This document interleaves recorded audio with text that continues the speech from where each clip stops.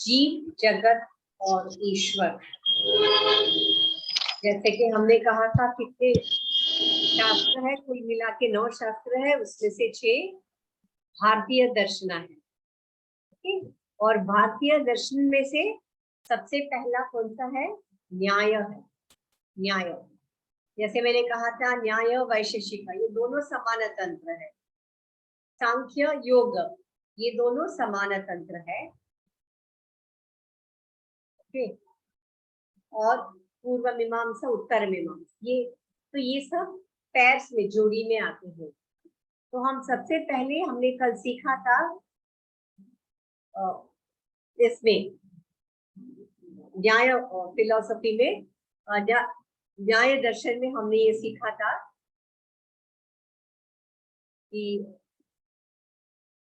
महर्षि के बारे में, गौतम के बारे में हमने थोड़ा सीखा था। फिर न्याय दर्शन, तत्व ज्ञान सीखना ही क्यों है, वो भी हमने सीखा था कि सारे दुखों का नष्ट करने के लिए। फिर हमने सीखा था कि दुखों का नष्ट करने के लिए हमें 16 पदार्थ, इन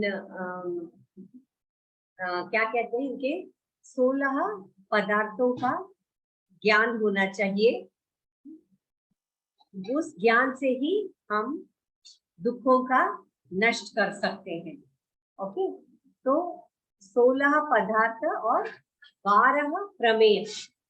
सबसे पहला पदार्थ था प्रमाण, तो प्रमाण के बारे में हमने सीखा था। फिर हमने ये कहा कि दूसरा पदार्थ है प्रमेय।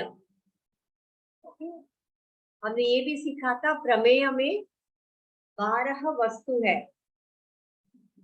जो ज्ञान के योग्य, 12 वस्तु हमने उनके बारे में सीखा था कि उसमें सबसे पहला था आत्मा। ओके, आत्मा का कैसे होता है, वो दुख का नाश कैसे होता है, वो मन के द्वारा अनुभव करता है। सुख दुख जो भी हो, वह मन के द्वारा उसे अनुभव करता है। मन महसूस करता है और वह मन के द्वारा उसे अनुभव करता है। हाँ?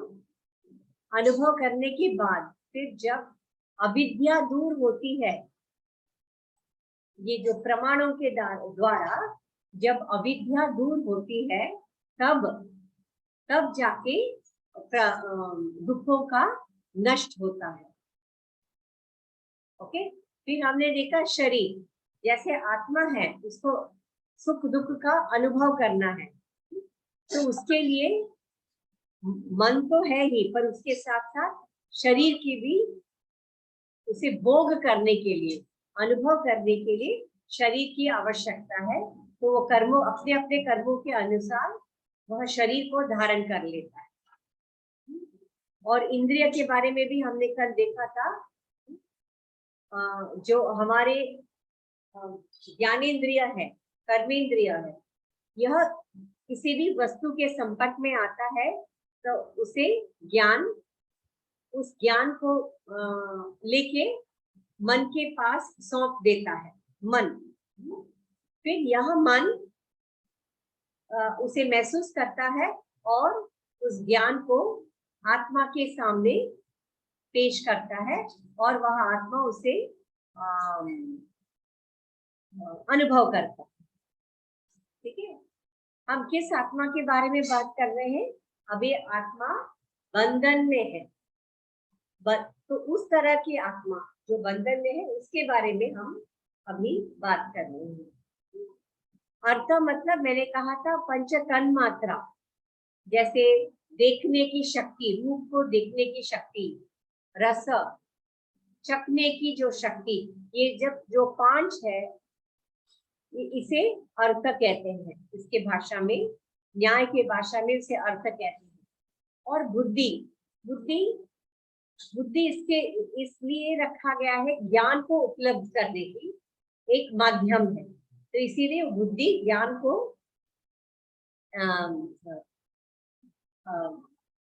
को समझ के फिर आत्मा के सामने रख देता है। ठीक। और मनस, अच्छा ये बहुत ही इंपॉर्टेंट है। ये मनस जो है हमेशा आत्मा के साथ ही रहता है। वो जैसे जैसे मनस सुख दुख क्लेश राग द्वेष ये सब क्लेशों को महसूस करता है और कर्मों के अनुसार आत्मा उसे अनुभव भी करता है। ओके। और हमने ये भी कहा था कि अनगिनत आत्माएं हैं इस संसार में, अनगिनत अनेक अनेक आत्माएं हैं। ओके। अर्थ बुद्धि मनस। मनस के बाद हमने ये देखा था कि प्रवृत्ति। प्रवृत्ति मतलब ये क्रिया करने की जो शक्ति है, क्रिया करने की जो शक्ति 3 स्तर पर होते हैं, कायिक, वाचिक और मानसिक। उसे हम प्रवृत्ति कहते हैं। ठीक है, उसे प्रवृत्ति। अच्छा, ये प्रवृत्ति क्यों होता है? अगला प्रश्न ये होगा, प्रवृत्ति क्यों होता है? दोष के वजह से। ये दोष क्या होता है? जैसे योग सूत्र में कहा गया है ना, राग द्वेष अभिनिवेश। ओके। तो राग द्वेष मोह, ये आदि ये जो क्लेश होते हैं उसे न्याय की भाषा में दोष ऐसे कहा गया है। ये सब प्रमेय के बारे में हमें बात कर रही हूँ। प्रमेय मतलब वह वस्तु जो ज्ञान के योग्य है, ज्ञान प्राप्त करने के योग्य है। प्रेत्य भाव। प्रेत्य भाव मैंने जैसे कहा था कल, वह एक शरीर को छोड़ के जब दूसरे शरीर में प्रवेश करना होता है, उसके बीच का जो समय है उसे प्रेत्य, प्रेतात्मा ऐसे कहते हैं। और यहाँ पे उसे प्रेत्य भाव कहा गया है। ओके। जैसे कि मैंने कहा था परलोक सिधारना, जैसे परलोक का शब्द हम यूज करते हैं, वो इस कॉन्टेक्स्ट में हम यूज करते हैं। ओके। फल, फल का मतलब क्या है? ये सुख और दुख की जो संवेदनाएं हैं उसे ही हम फल कहते हैं। यह कर्मों के ऊपर निर्भर करता है। ये जो फल जो है वह अपने कर्मों के ऊपर निर्भर करता है। जो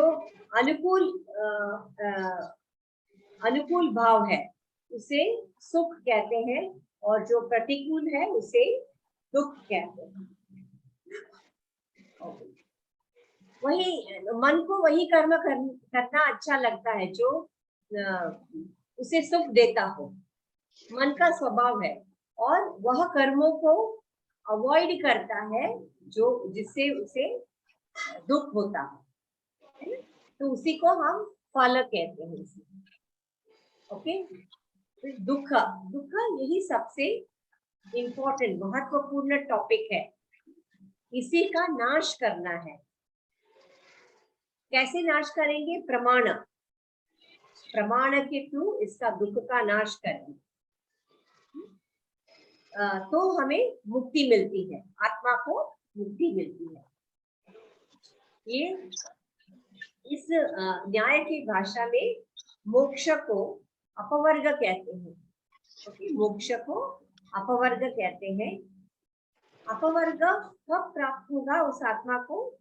जब वो जीवात्मा 21 प्रकार का दुख तथा दुख के कारण का जब नष्ट करेंगे तो उसे हम कहते हैं मोक्ष या अपवर्ग। अच्छा, ये कैसे करते हैं? यह शरीर, मन के साथ साथ इंद्रिय, इंद्रिय के साथ अर्थ, इंद्रिया है और अर्थ भी है, इनके माध्यम से उन्हें ज्ञान प्राप्त होता है। और ज्ञान प्राप्त हाँ जी, आज ज्ञान प्राप्त होता है और दुखों का नष्ट होता है। कंप्लीट नष्ट, पूरी तरह से दुखों का नष्ट करना, उस स्थिति को, उस अवस्था को अपवर्ग कहते हैं। अपवर्ग यानी मोक्ष, मोक्ष कहते हैं। ओके, अब यह सिर्फ दूसरा पदार्थ हमने सीखा है। प्रमेय, प्रमेय यह दूसरा पदार्थ है। अब तीसरा पदार्थ है संशय। संशय यानी डाउट, संदेह। हमें संदेह कब आता है? जब दो एक समान वस्तु है, ओके, दो एक समान वस्तु है, वह एक समान वस्तु में से एक वस्तु में कोई एक चीज कम दिखाई देता है, तब हम उसे संशय कहते हैं। जैसे कि अंधेरे में, बहुत अंधेरा है, एक खंभा जैसी चीज हमें दिखाई देता है। हम उसे अंधेरे में क्या समझते हैं? वो यह वृक्ष भी हो सकता है, बिना पत्ते बिना शाखा वाले वृक्ष हो सकता है, ऐसा हम अनुमान लगाते हैं अंधेरे में। ओके, इसे हम संशय कहते हैं। ओके, दो प्रकार की वस्तु है, समान बल वाले, समान धर्म वाले दो प्रकार के वस्तु। ओके, तो अब इसे संशय हम कहते हैं। प्रयोजन, प्रयोजन हम किसे कहते हैं? प्रयोजन मतलब क्या है? पर्पस। ओके, पर्पस हम कहते हैं ना, पर्पस, प्रयोजन। इसका क्या प्रयोजन है, पर्पस क्या है, ऐसे हम कहते हैं, राइट? तो प्रयोजन का मतलब है जब हम कोई भी, देखिए मैं कल का रिपीट कर रही हूँ इसलिए थोड़ा फास्ट जा रही हूँ। ओके, हम कहते हैं प्रयोजन। इसका क्या प्रयोजन है? प्रयोजन है, इसका पर्पस है। जैसे मैंने अभी मनस के बारे में कहा था, यह प्रयोजन में जो क्रियाओं से, जो कर्मों से सुख मिलता है, हम वह कर्म करते हैं, चाहे वो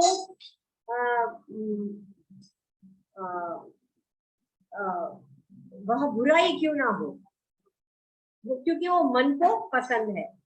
और कुछ कर्म ऐसे होते हैं वो दिखने अच्छे नहीं लगते हैं, उसे अवॉइड करते हैं। फॉर एग्जाम्पल, एक उदाहरण के लिए सोचिए, कोई बीमार है और दवाई बहुत कड़वी है, तो उसे करना पड़ता है, करेक्ट? उस पेशेंट को उस कड़वी दवाई को भी लेना पड़ता है, पर मन ऐसा नहीं करता है, मन वैसा नहीं करता है। फॉर एग्जाम्पल, आप नाइफ, चाकू है, चाकू को ले लीजिए। एक डॉक्टर भी चाकू का प्रयोग करता है और एक डकैत है, वह भी इस चाकू का प्रयोग करता है।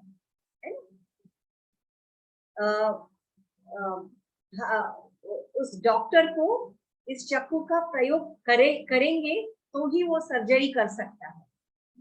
Whereas डाकू क्या करता है? वही चाकू को मारने के लिए यूज करता है, चोरी करने के लिए, डकैत के लिए यूज करता है। तो यह मन क्या करता है? जो पसंद है, जो उसको सुख देता है, वही क्रिया करता है, और जो उसे दुख देता है उसे अवॉइड करता है। ओके, आगे है दृष्टांत। दृष्टांत मैंने कल बताया था, यह संस्कृत शब्द है, इसका अलग अर्थ बनता है। दृष्टांत का मतलब यहाँ पर है, सपोज एक जो वेदर के बारे में रिपोर्ट देते हैं टीवी में, आपने आज बारिश होने की संभावना है या बिजली गिरने की संभावना, ऐसे वेदर रिपोर्ट वाले इसमें देते हैं, टीवी में बोलते हैं, आपने सुना होगा वेदर रिपोर्ट। लेकिन जब वही चीज हम और आप वेदर एक्सपर्ट नहीं है, तो ऊपर आसमान को देख के अगर हमने कहा आज बारिश होने की संभावना है, और हमारा जो सोच है, ओपिनियन है, और वेदर के एक्सपर्ट के साथ मिलता जुलता है, हम एक्सपर्ट नहीं है बट फिर भी हमने वो हमारे अनुमान से हमने कहा है, और वही चीज वही बात वेदर एक्सपर्ट ने जो वेदर रिपोर्ट बताते हैं उन्होंने भी वही कहा। ऐसे बात को हम दृष्टांत कहते हैं। ओके, ऐसे रीजनिंग को, ऐसे कभी कभी साइंटिस्ट कुछ बड़ा शोध करके बताते हैं कि ये ऐसा ऐसा है, लेकिन वही चीज सपोज हमें ऑलरेडी पहले से ही पता है, तो हम उस चीज को कह सकते हैं दृष्टांत।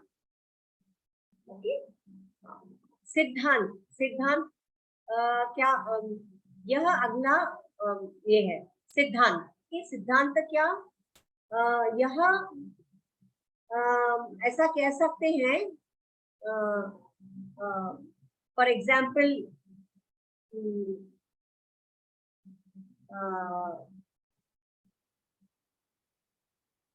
ओके, हम ये कह सकते हैं सिद्धांत, जैसे मैंने कहा सिद्धांत मतलब है प्रिंसिपल। ओके, प्रिंसिपल, पर यहाँ पे थियोरी, पर यहाँ पे सिद्धांत का एक मीनिंग दिया है। जैसे कि कोई चीज कॉमन होता है सारे फिलोसॉफीज में।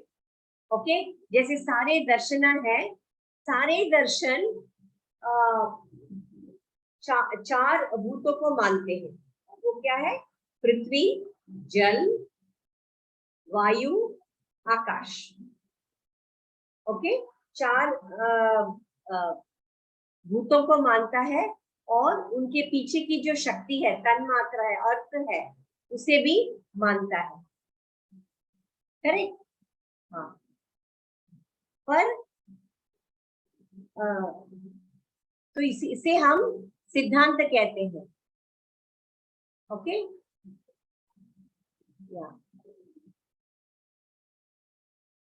पर हमारे इसमें क्या भारतीय दर्शन में क्या होता है, ये कहते हैं कि आत्मा पहले से ही मौजूद है इस संसार में।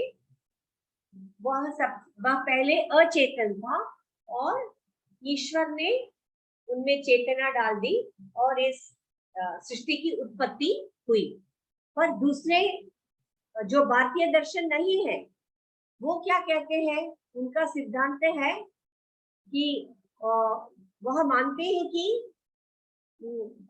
यह ईश्वर ने ही इस जगत की उत्पत्ति की है, पर आउट ऑफ नथिंग, मतलब कुछ भी नहीं था, और उसमें से उन्होंने इस संसार की उत्पत्ति की है। तो इसे हम सिद्धांत कहते हैं। ओके, सिद्धांत।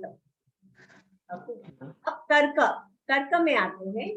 तर्क में क्या होगा, आप ध्यान से सुनिए।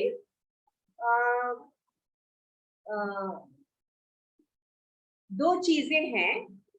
ओके, दो चीजें हैं, और उस दो चीजों के ऑपोजिट आइडियाज हैं। ओके, वो चीजों की दो लोग हैं, और उसमें उसके ऑपोजिट आइडियाज है। तो तर्क क्या होगा? तर्क वो एक मेथड है जिससे हम ज्ञान प्राप्त कर सकते हैं। किसके बारे में? वो जो अननोन चीज है उसके बारे में हम ज्ञान प्राप्त कर सकते हैं। ओके, तर्क के मेथड से, तर्क लॉजिक, उसके मेथड से वो जो चीज जिसका हमें ज्ञान नहीं है, उसका ज्ञान हम प्राप्त कर सकते हैं। ओके, उसको हम तर्क कहते हैं। ओके ओके, अब देखिए जो पुनर्जन्म है। ओके, पुनर्जन्म का हम तर्क कैसे लगाते हैं? हम कैसे तर्क लगाते हैं कि हम अलग अलग आत्मा है, अलग अलग कर्म करते हैं। उन कर्मों के वजह से वह एक शरीर छोड़ के दूसरे शरीर में प्रवेश करता है।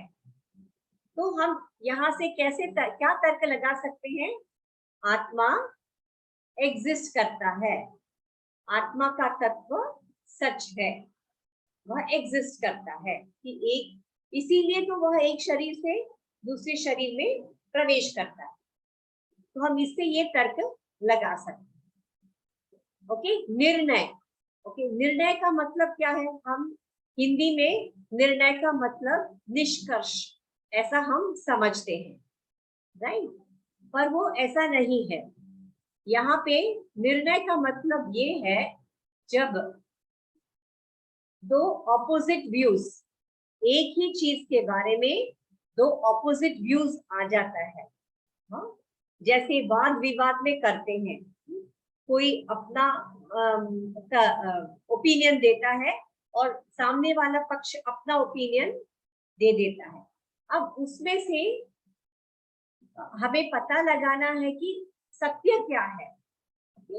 सत्य पता करने के लिए उसमें जो संशय निकलता है, उस संशय को निकालने का जो तरीका है, मेथड है, उसे निर्णय कहते हैं। ठीक है, मैं वापस रिपीट करती हूँ।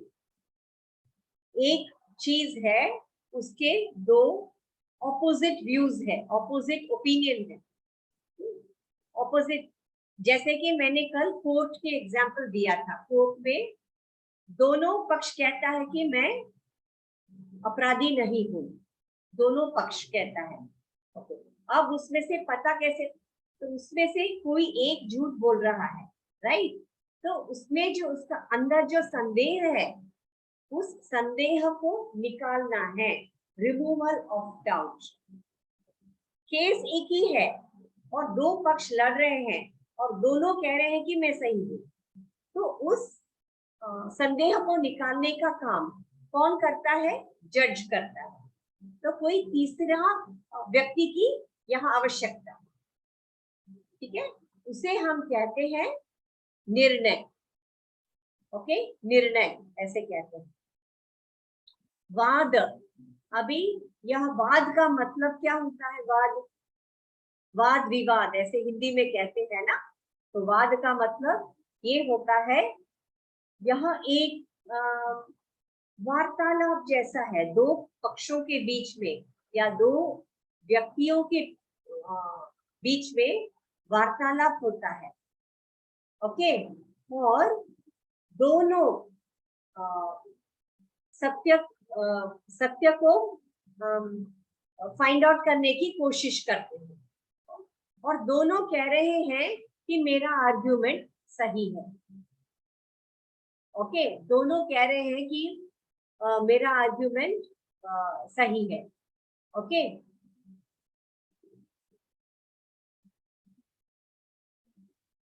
ओके, तो उसे हम वाद कहते हैं। अच्छा, अब ये वाद कब सही होगा? अगर एक व्यक्ति का जो ओपिनियन है, व्यूज है, उसको एग्जामिन करना है। ठीक है, एग्जामिन करना है, इन्वेस्टिगेट करना है, स्टडी करना है। ओके, हम तर्क के साथ हम वाद करते हैं और उनको काउंटर करते हैं, उसे हम वाद कहते हैं। अब जल्प, जल्प का अर्थ क्या है? जल्प मतलब यहाँ पे एक विगरस आर्ग्यूमेंट चल रहा है। बहुत स्ट्रॉन्ग आर्ग्यूमेंट चल रहा है और दोनों पक्ष कहते हैं, मतलब उनको सिर्फ जीतना है आर्ग्यूमेंट। ओके, आर्ग्यूमेंट में, वाद विवाद में उनको जीतना है, तो वो क्या कहते हैं, जीतने के लिए ही वो आर्ग्यू करते हैं कि मेरा जो थियोरी है, मेरा जो ओपिनियन है वही सही है। ऐसे उसको सही को साबित करने के लिए वो किसी भी हद तक जा सकते हैं। या गुस्सा होके चिल्ला सकते हैं, या सामने वाले के ऊपर दोष लगा सकते हैं, या कोई भी मेथड यूज कर सकते हैं, तो उसे जल्प कहा जा सकता है।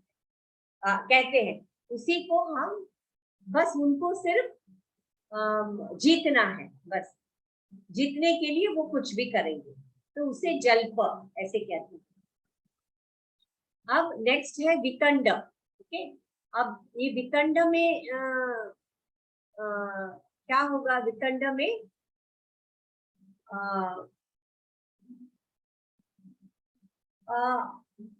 कोई कोई उनको कन्विक्शन नहीं है, मतलब उनको ही अपने आर्ग्यूमेंट के ऊपर कोई कन्विक्शन नहीं है, विश्वास नहीं है, लेकिन वो वाद विवाद में उतर गए। ओके, तो यहाँ पे क्या है, वो जो सामने वाले पक्ष का ये इंटेंशन, उसका उनका इरादा क्या है कि एक पक्ष दूसरे पक्ष का गलती निकालेगा। ओके, बस अटैक करना है, दोनों पक्ष एक दूसरे के ओपिनियंस को अटैक करते हैं। ये कहते हैं कि आपका आप जो कह रहे हैं आपका ओपिनियन गलत है, और ये सामने वाला पक्ष फिर से वही कहेगा। ओके, पर इसमें से क्या होगा, सत्य नहीं निकलता है ऐसे क्योंकि उनको ही अपने ओपिनियन के ऊपर विश्वास नहीं है। ओके, सिर्फ सामने वाले के ऊपर ऑब्जेक्शन लेना है, जो भी सामने वाला कहता है उसके ऊपर ऑब्जेक्शन लेना है, वही उनका इरादा है। ठीक है, ऐसे टाइप के वाद विवाद को वितंड ऐसे कहते हैं। अच्छा, हेत्वाभास। हेत्वाभास का मतलब फैलेसी, मतलब गलत समझना। ओके, उसको गलत समझना, हेत्वाभास। Okay, just 1 minute.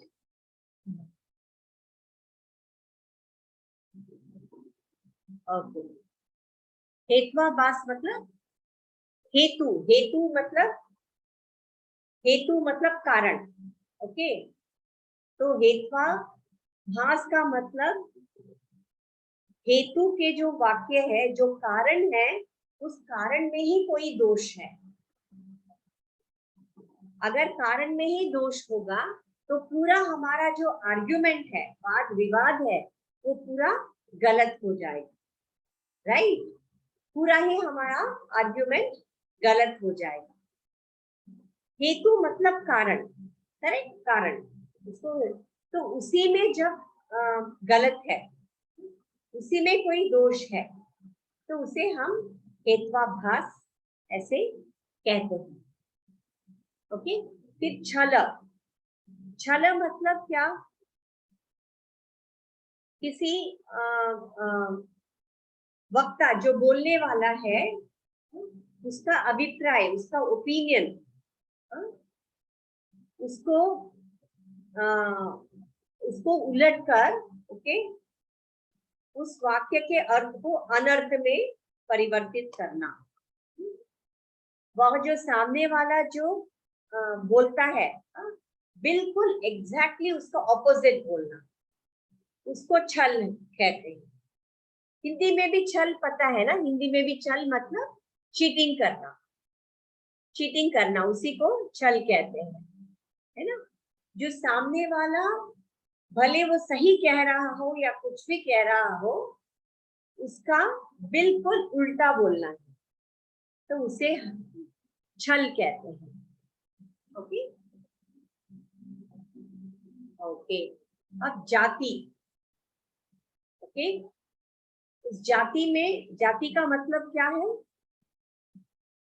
साधर्म्य और वैधर्म्य के द्वारा किसी वाक्य में दोष बताना।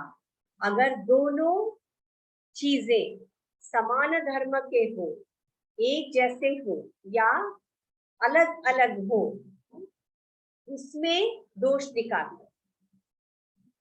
ओके, सपोज दोनों एक समान हो, एक ही धर्म के हो,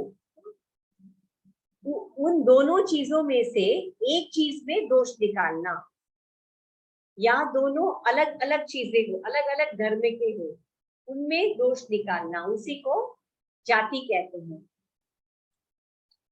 अच्छा, अब ये निग्रह स्थान। अच्छा, ये निग्रह स्थान का मतलब क्या है? निग्रह स्थान का मतलब कि कोई भी आर्ग्यूमेंट चल रहा है, डिबेट चल रहा है, हम क्या करते हैं, कभी कभी जोश में आके बिना सोचे समझे उस आर्ग्यूमेंट में कूद जाते हैं, और क्या होता है, हम हार जाते हैं। तो कोई भी आर्ग्यूमेंट में या कोई भी वाद विवाद में जब हम हारते हैं, डिफीट हो जाते हैं, उसे हम कहते हैं निग्रह स्थान। ओके, यह 16 पदार्थ है, 16 पदार्थ, ठीक है, कंफ्यूज मत होइए। 12 प्रमेय है, और प्रमेय एक पदार्थ है।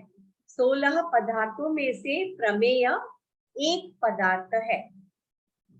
ओके, ऐसे 16 पदार्थ है जो अब तक हमने सीखा है।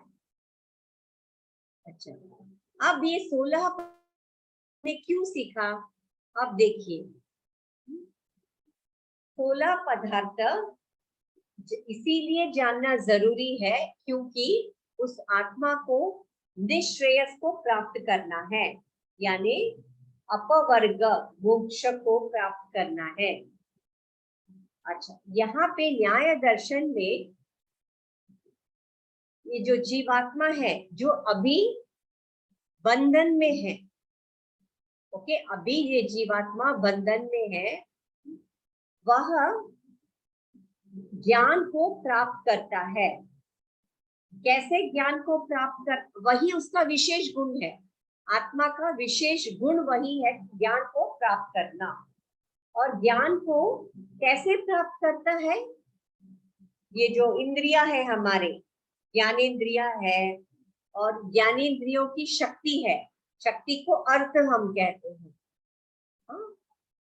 जब यह ज्ञानेंद्रिय वस्तु के संपर्क में आता है, मैंने ऑलरेडी कल कहा था, मनस उसे महसूस करता है, फिर वही ज्ञान आत्मा के सामने पेश करता है और आत्मा उसे अनुभव करता है। ठीक है, अब यहाँ पे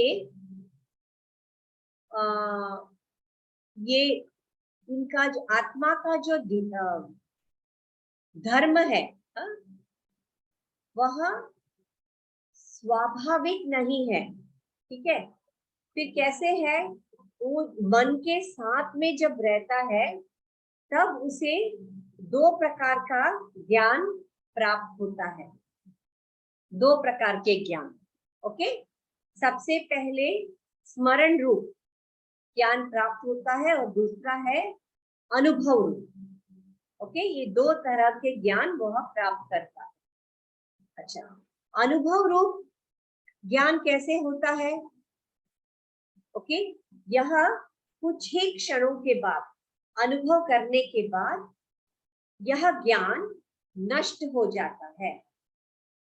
ओके, यह ज्ञान नष्ट हो जाता है। ओके, लेकिन ज्ञान तो नष्ट होता है पर उसका संस्कार मन के अंदर रहता है, अनुभव कर लेता है, और उस ज्ञान का जो संस्कार है वह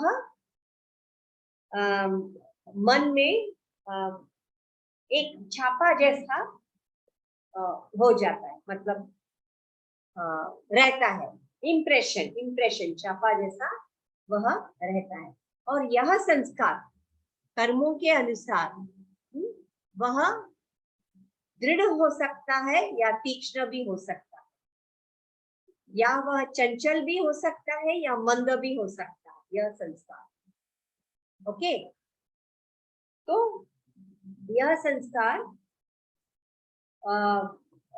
मन के अंदर छापा जैसा, जैसे योग दर्शन में आपने सीखा है, योग दर्शन में संस्कारों के वजह से ही क्लेश होता है, फिर वृत्तियां होती है ना, ठीक उसी तरह इनका संस्कार अंदर। और लेकिन कब निकलता है यह निकलता है जब आत्मा उस शरीर को छोड़ के दूसरे शरीर में प्रवेश करता है, तब इन संस्कारों के साथ ही वो जाता है, दूसरे शरीर में प्रवेश करता है और उस शरीर में इन संस्कारों को अनुभव करता है। ठीक है, इसीलिए उसे कहते हैं अनुभव रूप। और दूसरा है स्मरण रूप। ओके, स्मरण रूप क्या, इसे क्या कहते हैं? उसी मनुष्य, मतलब उसी जन्म में वह भूतकाल को कभी कभी हम याद करते हैं, अरे भूतकाल को याद करके, स्मृति है, याद करके फिर उसे वो अनुभव करता है, वही जो संस्कार है, संस्कार उसे अनुभव करता है। ओके, उसी जन्म में। ओके, तो इस ज्ञान में वस्तु का ही पुनः ज्ञान होता है। ठीक है, अब न्याय के मत में इसे प्रमा कहते हैं, इसीलिए हमने 12 तरह की प्रमा हमने सीखी। प्रमा मतलब यथार्थ ज्ञान, डायरेक्ट ज्ञान, प्रत्यक्ष हम जो ज्ञान मिलता है इंद्रियों के द्वारा मिलता है, इसीलिए प्रमा ज्ञान इसे कहते हैं। ओके ओके, अब न्याय में 3 चीजें हैं, ये सब प्रमा जो है वह यथार्थ ज्ञान है। ओके, हम या तो उसे प्रत्यक्ष देखते हैं या फिर उसे अनुभव करते हैं, इसीलिए उसे प्रमा कहा गया है। अब न्याय में 3 चीजें ऐसे हैं जो अयथार्थ ज्ञान है।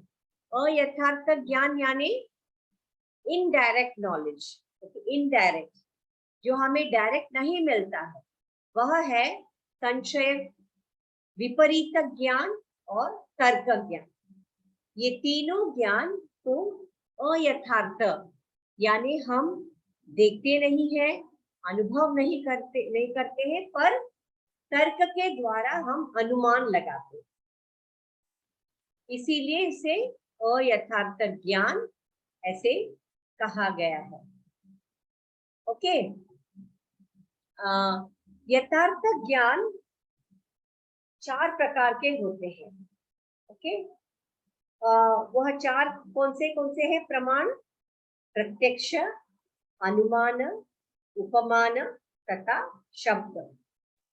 ओके, प्रत्यक्ष का मतलब क्या है? ऑलरेडी मैंने बता दिया है। ज्ञानेंद्रिय वस्तु के संपर्क में आता है, उस वस्तु के ज्ञान को मन के पास पहुंचाता है, मन उसे महसूस करती है और मन आत्मा के सामने उसे पेश करता है, इसे प्रत्यक्ष प्रमाण ऐसे कहते हैं। ओके, इसे प्रत्यक्ष प्रमाण से कहते हैं। जैसे आंखें हैं, आंखें देखती है तो वह भी प्रत्यक्ष प्रमाण है। आप अभी यह लेक्चर कानों से सुन रहे हैं, यह भी प्रत्यक्ष प्रमाण है। ठीक है।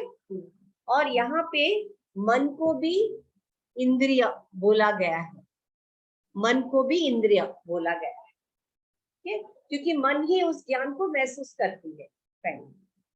ओके, अब नेक्स्ट क्या है? अनुमान प्रमाण। अब यह डिटेल में नेक्स्ट मॉड्यूल में पढ़ेंगे। ओके, अनुमान प्रमाण। अब जिस वस्तु के साथ इंद्रियां संपर्क में आते हैं, ओके, उसे परोक्ष कहलाते हैं। ठीक है। अब एक छोटी सी एग्जांपल देती हूँ। अब रसोई घर है, रसोई घर के जो खिड़की है, खिड़की में से आपको धुआं निकलता है, वो नजर आया आपको। ठीक है। आप किचन के अंदर आए, उस रसोई घर के अंदर आए, आपने देखा कि वहां सब्जी या चावल जो भी है, गैस की अग्नि है, अग्नि जल रहा है और ऊपर से धुआं निकल रहा है। तो आपने पहले धुआं खिड़की से देखा, धुआं निकलते हुए, फिर बाद में आप रसोई घर के अंदर आए और आपने ये देखा कि अग्नि जल रही है, इसीलिए ऊपर से धुआं निकल रहा है। राइट, यह हो गया प्रत्यक्ष।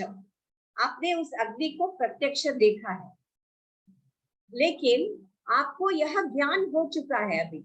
हाँ, यहाँ अग्नि है, अग्नि की वजह से वो धुआं निकल रहा है, ऐसा आपको ज्ञान हो चुका है कि जहां जहां अग्नि है वहां पे हमें धुआं देखने मिलती है। अब 2 दिन के बाद आप टहलने निकलते हैं, घूमने जाते हैं और आप देखते हैं कि पर्वत है, उस दोनों पर्वत के बीच में से आपको धुआं निकलता हुआ दिखाई दिया। तो तुरंत आपका मन, अच्छा 2 दिन पहले मैंने रसोई घर में गई थी, वहां अग्नि था और ऊपर से धुआं निकल रहा है।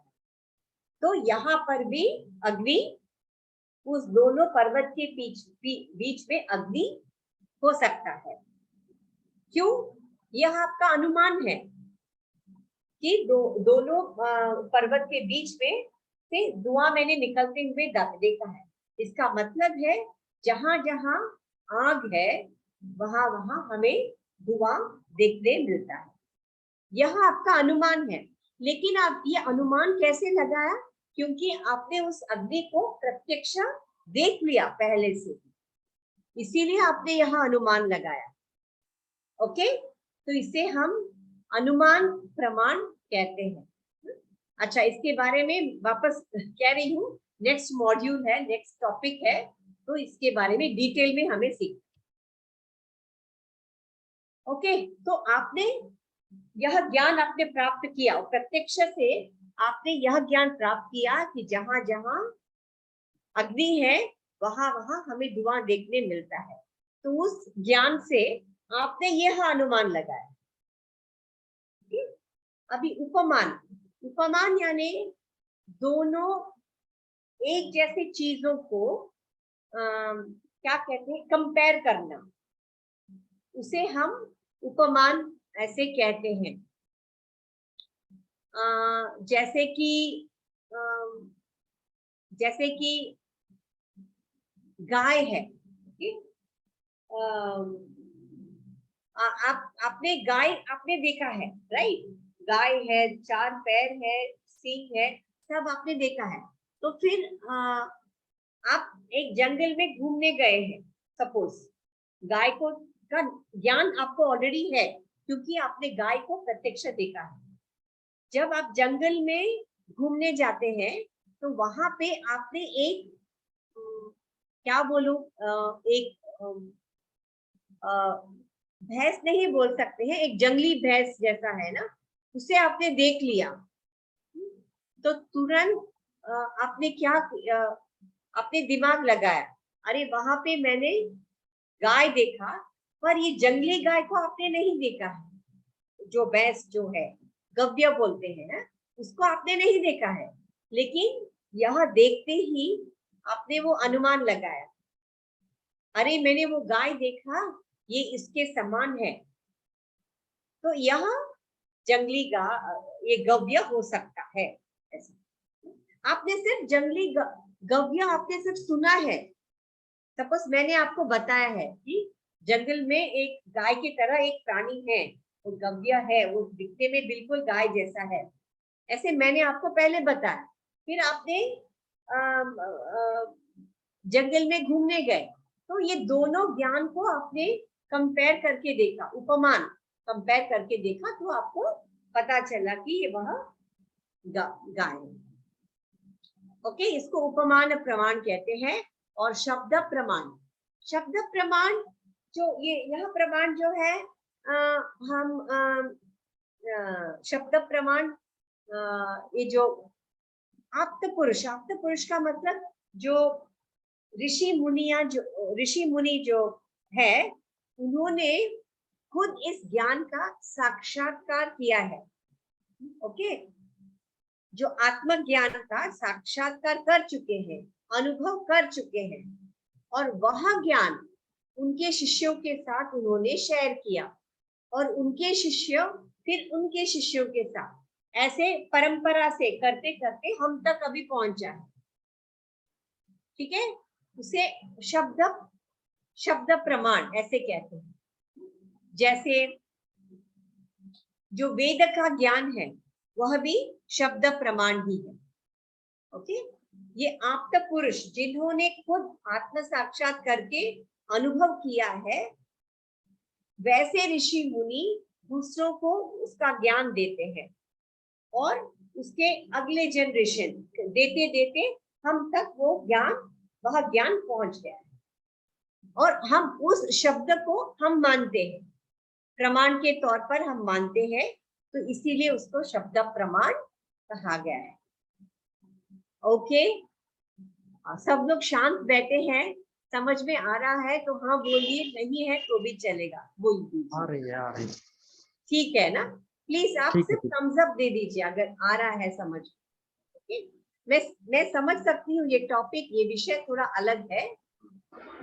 अब यह पीपीटी मैं आपके साथ शेयर करती हूँ, बार बार उसको पढ़िए, बार बार पढ़ने से समझ में आ जाएगा। ओके, अच्छा, यह 4 जो प्रमाण है जो अब हम सीख रहे हैं न्याय दर्शन के, यह 4 प्रमाण है, इन्हीं के द्वारा हमें यथार्थ ज्ञान प्राप्त होता है। सभी पदार्थों का, सभी वस्तुओं का ज्ञान, जैसे कि अग्नि का और धुआं का, कैसे आपको ज्ञान प्राप्त हुआ, पहले प्रत्यक्ष देखा, फिर बाद में आपने अनुमान लगाया, राइट, उसके जैसा, उसी के तरह है। अब पदार्थों का यथार्थ ज्ञान होने से ही हमें तत्व ज्ञान की प्राप्ति होती है। पहले स्लाइड में हमने क्या डिस्कस किया था, हमें यह क्यों पढ़ना है, तत्व ज्ञान क्यों पढ़ना है, मोक्ष प्राप्ति के लिए हमें यह पढ़ना है। ओके, इसी के वजह से, इसी ज्ञान के वजह से दुखों का नाश हम कर सकते हैं।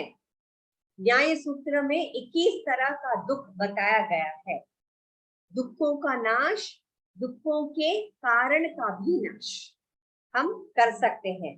अगर इन 16 पदार्थों का ज्ञान हो जाए तो हम दुखों का नाश कर सकते हैं, और हम अपवर्ग यानी मोक्ष को प्राप्त कर सकते हैं। ठीक है, अब हम थोड़ा सा और है ईश्वर के बारे में मैं अब न्याय दर्शन के सिद्धांत, कारण कार्य का सिद्धांत क्या है, सबसे पहले हम वो देखते हैं। ठीक है, जैसे कि सांख्य में क्या है, सत्कार्यवाद ऐसे कहा गया है ना सांख्य में, ठीक उसी तरह इस न्याय दर्शन में असत्कार्यवाद, ओके, न्याय दर्शन का कारण कार्य का सिद्धांत क्या है? असत कार्यवाद। ओके, असत मतलब वो रियल नहीं है, कार्य मतलब असर। जैसे हिंदी में जब हम कार्य कहते हैं तो हमें समझते हैं कि एक एक्टिविटी है, कार्य करना है, ऐसे समझते हैं ना। लेकिन संस्कृत भाषा में कार्य कार्य मतलब इफेक्ट, असर। ओके, असत मतलब नॉट रियल, रियल नहीं है, और कार्य मतलब असर, वाद मतलब थियोरी, सिद्धांत। ओके, तो यह जो न्याय दर्शन है असत कार्यवाद, उस थियोरी को बिलीव करता है, मानता है। इस असत कार्यवाद सिद्धांत में होता क्या है आखिर? इस असत कार्यवाद सिद्धांत में फॉर एग्जाम्पल एक उदाहरण के तौर पे मैं बताती हूँ। सपोज एक मिट्टी है, ओके, मिट्टी का हमने एक घड़ा बनाया, ठीक है, मिट्टी से ही हमने घड़ा बनाया, तो उसमें क्या होगा? परिणाम हुआ, मिट्टी का घड़े के रूप में परिणाम हुआ है ना? और वह परिणाम हम आंखों के सामने दिखाई देता है, इसीलिए वो सच है, इसीलिए उसको सत्कार्यवाद कहा गया है। लेकिन न्याय दर्शन ये कहता है कि जो कार्य है, कार्य मतलब असर, कार्य का मतलब क्रिया नहीं है, एक्टिविटी नहीं है, असर। असर जो है यह कारण का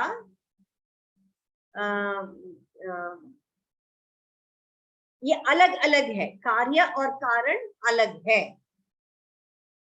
जैसे फॉर एग्जाम्पल यह सृष्टि, ओके, इस सृष्टि की उत्पत्ति किसने की है? ईश्वर ने की है, ठीक है, ईश्वर ने इस सृष्टि की उत्पत्ति की है। इस सृष्टि में जो भी वस्तुएं दिखाई देती हैं वह ईश्वर से भिन्न है। ईश्वर कारण है, यह जो सृष्टि जगत वह कार्य है।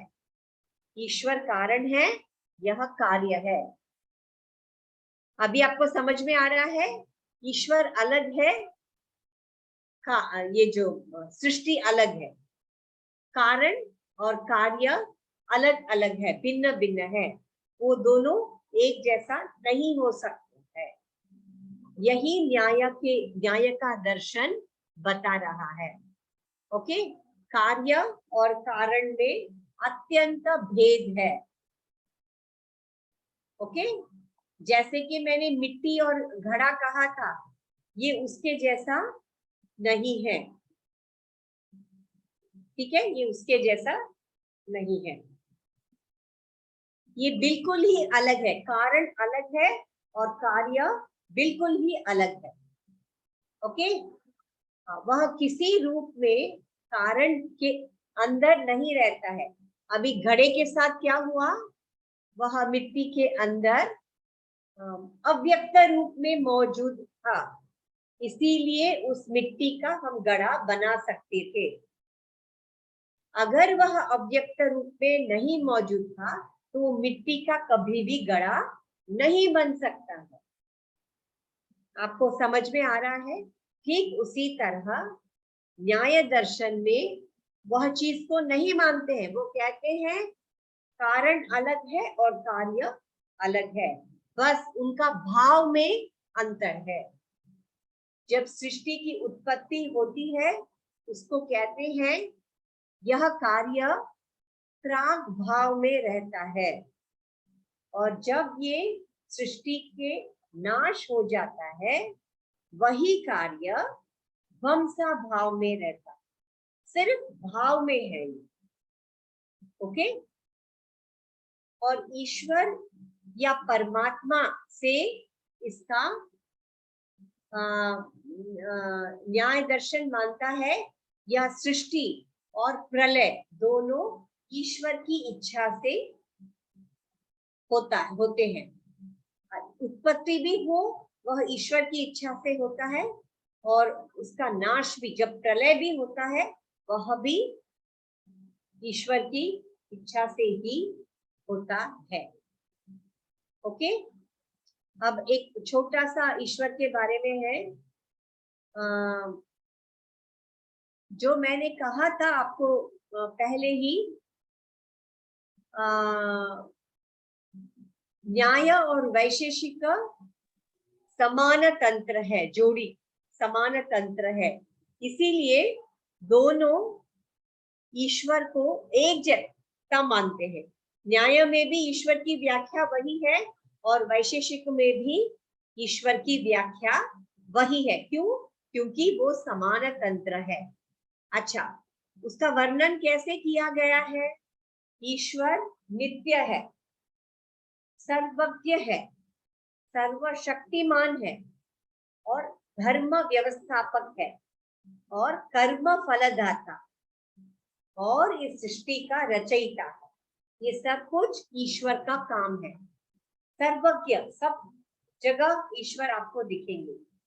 नित्य, उनका ना जन्म होता है ना मरण होता है। सर्वशक्तिमान, कर्म फलदाता और इस सृष्टि की रचयिता। ओके, अच्छा, और ये ईश्वर क्या काम करते हैं?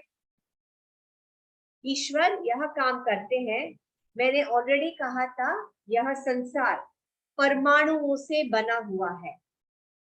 ओके, इस जगत की उत्पत्ति से पहले ही परमाणुओं से बना हुआ है। अच्छा, यह परमाणु जड़ है, उनके अंदर कोई चेतना नहीं है। तो ईश्वर का क्या काम है? इस परमाणुओं के अंदर चेतना भरना और सबसे पहले पुश देना, और वहां से जगत की उत्पत्ति होती है। ओके, कैसे होती है उत्पत्ति? जैसे मैंने कहा, 4 महाभूत है, जल, वायु, अग्नि और आकाश।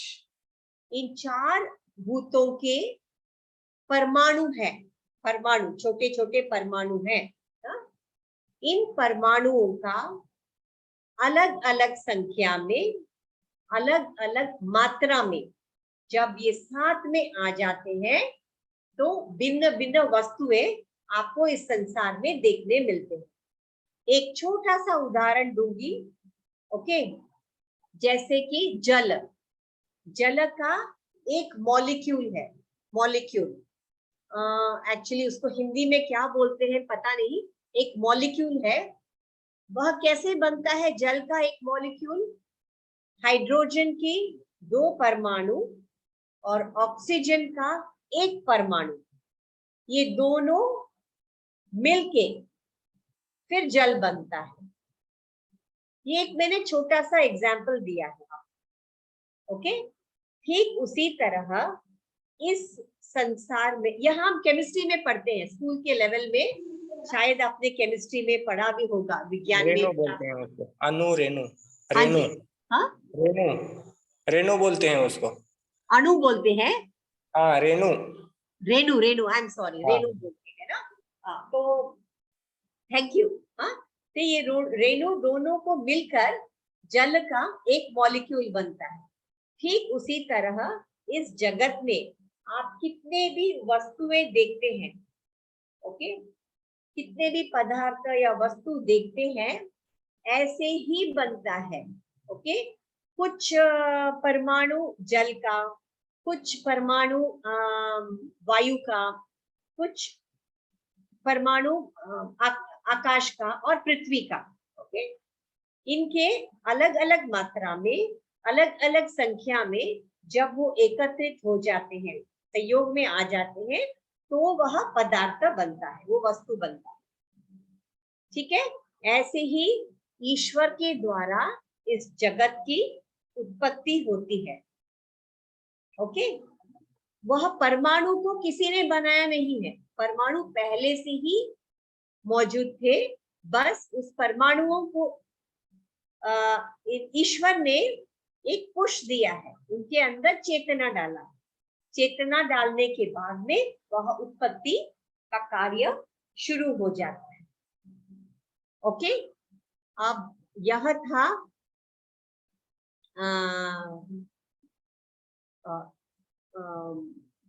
क्या कहते हैं, न्याय दर्शन में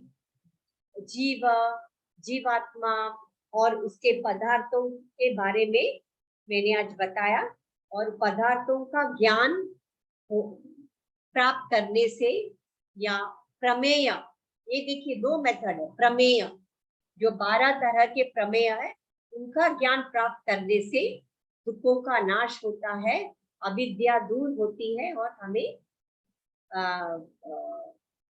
अपवर्ग मोक्ष मिलता है। ओके,